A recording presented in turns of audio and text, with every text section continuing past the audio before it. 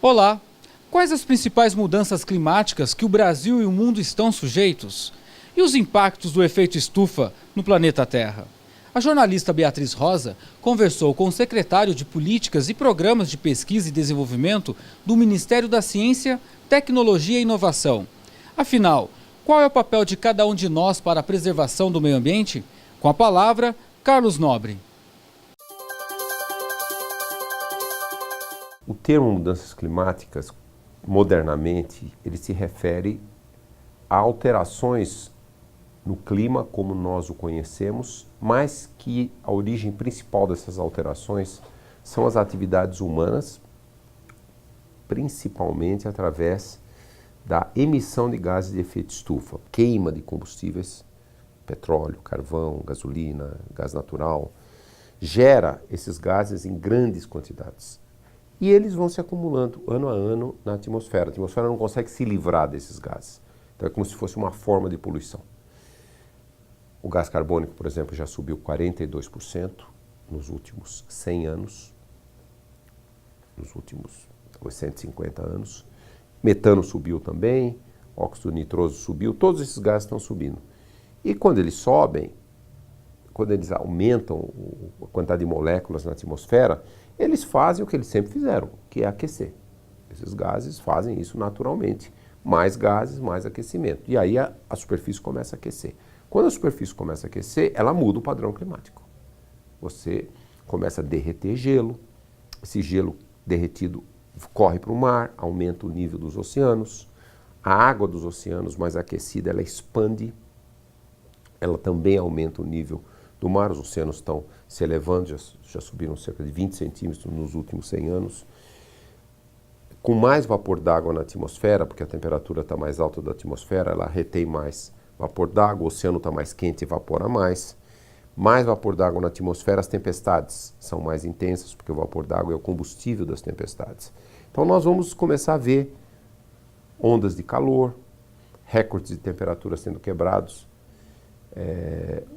Hoje, nos últimos 100, 150 anos, o planeta já aqueceu quase 1 grau, a superfície em média, zonas polares mais do que isso, perto do Ártico, 2,5 graus, na plataforma da Antártica também, e as tempestades estão mais severas, estão mais intensas, ondas de calor estão acontecendo com mais frequência. Essas são alterações que já estão acontecendo e que são decorrentes desse aumento do efeito estufa, dessa injeção de gases de efeito estufa devido às atividades humanas, principalmente geração de energia, queima de combustíveis fósseis para gerar energia, agricultura e uma série de outras atividades que lançam esses gases na atmosfera.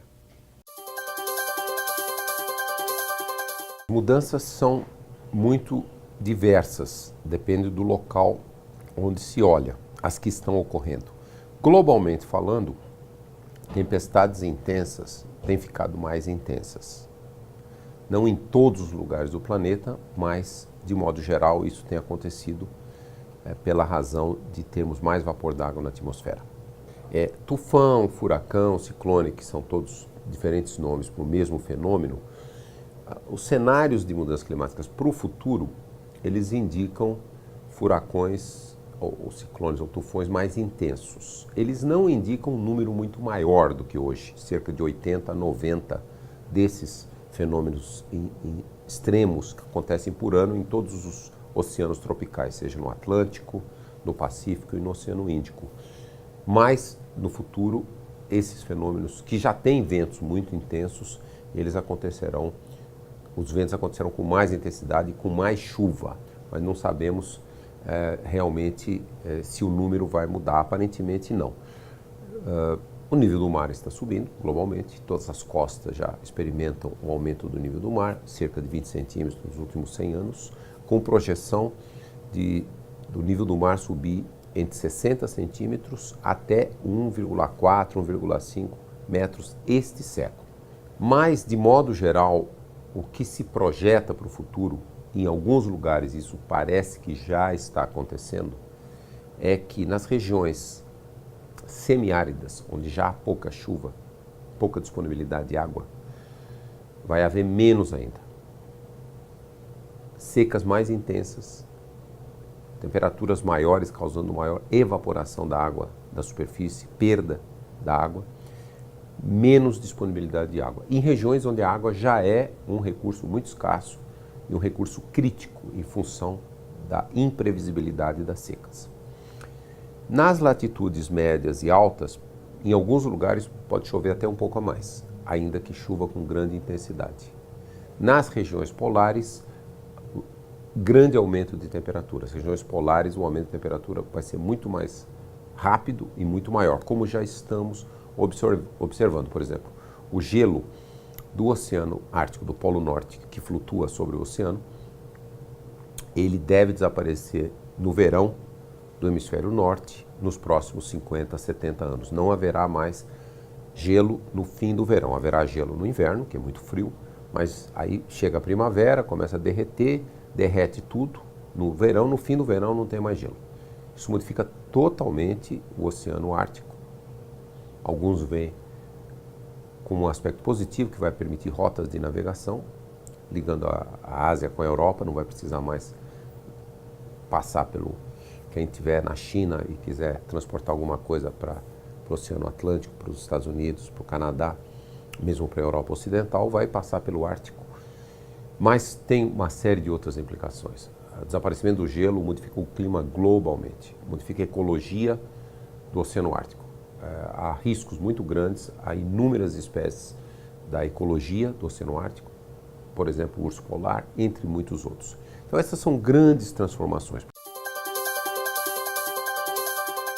Aumento da variabilidade, quer dizer, da volatilidade do número desses extremos climáticos, mais secas e mais inundações, chuvas mais intensas, ondas de calor mais intensas. Para o Nordeste, uma preocupação muito especial para a região semiárida do Nordeste, com menor disponibilidade hídrica. As chuvas devem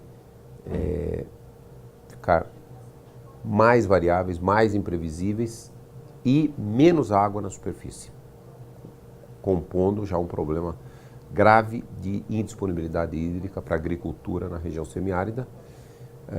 Alguma tendência de chuva acima da média no oeste da Amazônia, na região da floresta amazônica. Em outras regiões da Amazônia, temperaturas muito mais altas, secas mais intensas, com sérias ameaças à própria floresta tropical de partes da Amazônia. Então esse é o cenário que nós podemos traçar das principais anomalias. Algumas já estão sendo observadas e outras se projetam que irão acontecer nas próximas décadas. A mudança significativa na concentração dos gases pela atividade humana, ela de fato ela começa a ser sentida a partir da Revolução Industrial, que começou a usar queima de carvão, carvão mineral, carvão vegetal também, para movimentar as máquinas. Depois se descobriu petróleo, gasolina, óleo diesel, depois gás natural e assim por diante. Então, realmente isso começa em torno de 1750, mas ainda de uma forma bem pequena. Aí, a partir da Segunda Guerra Mundial do século passado, dos anos 50, aí tem uma grande explosão, um crescimento exponencial da população, com as melhorias da medicina, que aumentou muito e ainda vem aumentando a longevidade da população mundial. As pessoas vivem mais e querem viver melhor, então energia é fundamental para a qualidade de vida, para tudo. Então, para gerar energia se queima combustível fóssil. O Brasil gera muita energia com água, com as hidrelétricas, mas globalmente falando, 80% da geração de energia global, todo mundo, é queima de combustíveis fósseis. Petróleo, carvão, mineral e gás natural. Então, realmente esse efeito, por mais que a concentração dos gases começou a aumentar a partir da Revolução Industrial, 1750, ele é muito sentido a partir dos anos 50 do século passado. É quando tem um grande crescimento e é a partir daí, mais ou menos, que nós estamos observando o maior aumento da temperatura. A temperatura varia entre 0,1 a 0,2 graus por década. Pode parecer muito pouco, mas isso é que a temperatura tem subido. E nos últimos 100, 120 anos ela já subiu perto de 1 grau. Então, E principalmente essa subida se dá nos últimos 50 anos, que é onde a gente vê claramente o sinal do efeito estufa aumentado. O efeito estufa aumentado por responsabilidade das atividades humanas lançando os gases na atmosfera. Num certo sentido absoluto, não é irreversível. Se nós parássemos de emitir os gases imediatamente hoje, completamente, em 1000 anos o efeito seria muito pequeno. Ele praticamente iria devagarzinho desaparecendo. Em 2000 anos o efeito teria desaparecido. A grande questão é que nós desenvolvemos uma sociedade moderna, urbana, industrial, ávida por energia, ávida por uma série de serviços e bens materiais que exigem muita energia. A agricultura também tem sido uma fonte importante desses gases. A diminuição das florestas em todo o planeta também gera muitos desses gases. E nós não estamos conseguindo mudar substancialmente esse padrão de aumento das emissões. Então, não é irreversível no sentido absoluto, mas se nós não conseguirmos reduzir as emissões, nós podemos mudar tanto o sistema natural que algumas coisas se tornam irreversíveis. Se nós cruzarmos algumas fronteiras, alguns limiares, o planeta vai para uma outra direção, algumas mudanças, elas vão acontecer e mesmo que voltemos à concentração dos gases pré-industrial, elas não mais vão voltar ou podem demorar milhares e milhares de anos, algumas como extinção de espécies, nunca mais nós vamos ter aquela espécie na superfície. Todas as espécies extintas, elas nunca voltaram da mesma maneira que elas existiram. Dinossauros, por exemplo, é um bom exemplo. Irreversíveis, elas não são. A concentração pode voltar, mas pode demorar muito tempo e pode ser muito difícil voltar. Para nós evitarmos um superaquecimento do planeta, que todo conhecimento científico indica que nós devemos evitar, porque os impactos serão muito adversos. Então, a Convenção Climática em 2009, em Copenhague, determinou que nós deveríamos fazer todo o esforço globalmente, todos os países, para não deixar a temperatura ultrapassar 2 graus de aumento. Ela já quase aumentou 1, então poderia aumentar mais 1. Para isso, nós precisamos cortar até 2050 entre 40% e 60% das emissões e até 2100 em 80% das emissões em relação às emissões de 1990. Nós estamos 40% acima das emissões de 1990. Então, quer dizer, é um desafio gigantesco. É um desafio gigantesco e nós estamos muito longe de ver a luz no fim do túnel. Há muitos estudos internacionais de grande alcance e fica muito claro, do ponto de vista tecnológico, é possível todo o planeta, inclusive com 9 bilhões de pessoas, que deve ser um número aproximado que o planeta atingirá em meados do século, depois a população global vai começar lentamente a diminuir. 9 bilhões de pessoas tendo o que é chamado de segurança energética, energia à disposição de todas as atividades humanas, residencial, comercial, industrial, para uma vida digna, com 80% a 90% de geração de fontes que não emitem gases de efeito estufa. As chamadas fontes renováveis, principalmente energia do vento, energia solar, que é abundante em todo o planeta, a energia que vem dos oceanos, a energia das marés, em alguns lugares a energia da biomassa e várias outras fontes renováveis de energia. Os estudos mostram, com tecnologias de hoje, é possível resolver a questão da energia renovável, diminuir muito a emissão de gases de efeito estufa, não queimando combustível fóssil. Mas essa é uma decisão que tem que ser uma decisão de todos os planetas. Hoje, o nosso mundo, a maioria dos países, vamos dizer assim, para usar um termo, viciado em combustível fóssil. Todo o sistema, desde a Revolução Industrial, e o bem-estar que as sociedades modernas conseguiram atingir, inclusive aumentando a longevidade, a qualidade da saúde, da alimentação, depende crucialmente de energia, que foi a energia fóssil. Mudar o paradigma de energia para energia renovável, tecnicamente falando, é possível, viável, e há muitos exemplos que mostram isso. Agora, a decisão política global está muito lenta. Essa que é a preocupação que a ciência traz. Não podemos esperar 1 década, 2 décadas, 3 décadas para realmente mudar o padrão. Não é só na geração de energia, é também a agricultura. Nós temos que mudar o padrão de agricultura para uma agricultura sustentável que emita muito menos do que hoje. Então nós temos que reduzir as emissões globalmente em todos os setores. A energia é o principal, mas não é o único. Cada ser humano, e é um papel que o ser humano individual ele tem que olhar além da sua imediata satisfação. Quer dizer, ele tem que exercer uma democrática pressão política na sua localidade, na sua vila, na sua cidade, no seu país, para que as políticas públicas possam mais rapidamente ir na direção, numa trajetória de sustentabilidade. Na questão da energia, é a busca das energias renováveis. O Brasil, por exemplo, é um país muito rico em energias renováveis. Já o é. O Brasil é um dos países que mais utiliza energia renovável do planeta, em torno de 45%, 48%.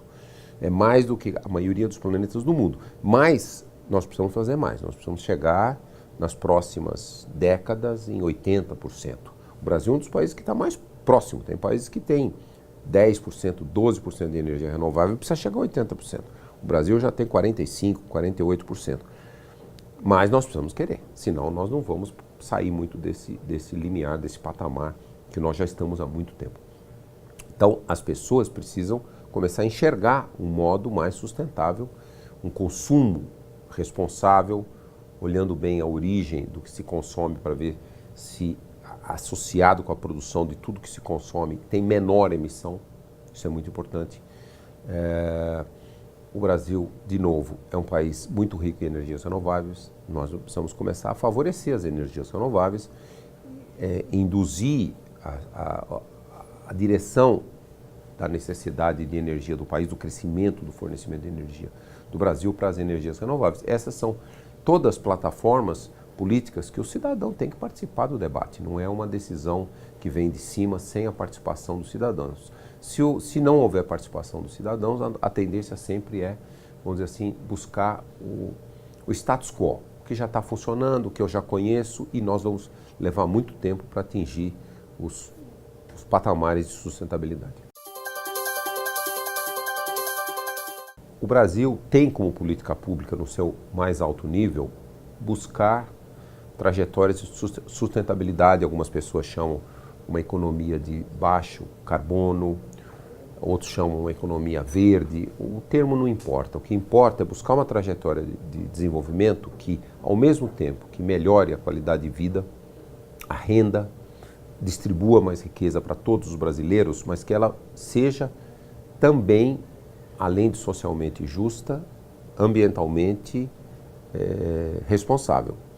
E isso é política oficial de governo. Mas é lógico, temos que traduzir essa política em ações, em coisas práticas, em coisas que funcionem. O papel do Ministério da Ciência, Tecnologia e Inovação é criar os meios, é criar o conhecimento necessário que esteja à disposição de todos, democraticamente à disposição de todos. E o Ministério atua muito na área de energias renováveis, novas tecnologias, implementação de novas tecnologias, atua muito na busca de um modelo sustentável para a Amazônia. Qual é o modelo econômico para aproveitar ao máximo os recursos da biodiversidade da Amazônia, do Cerrado? Qual é o modelo econômico para desenvolver socialmente o Nordeste do Brasil, a região mais pobre do Brasil? Qual é o modelo que nós precisamos para aumentar a resistência e resiliência das populações urbanas com relação aos desastres naturais que cada vez mais afetam os brasileiros? Então essas são políticas científicas, geração do conhecimento que o Brasil precisa para atingir sustentabilidade. Esse é um dos pontos mais importantes da política de ciência e tecnologia do Brasil. O programa Com a Palavra fica por aqui. Até o próximo.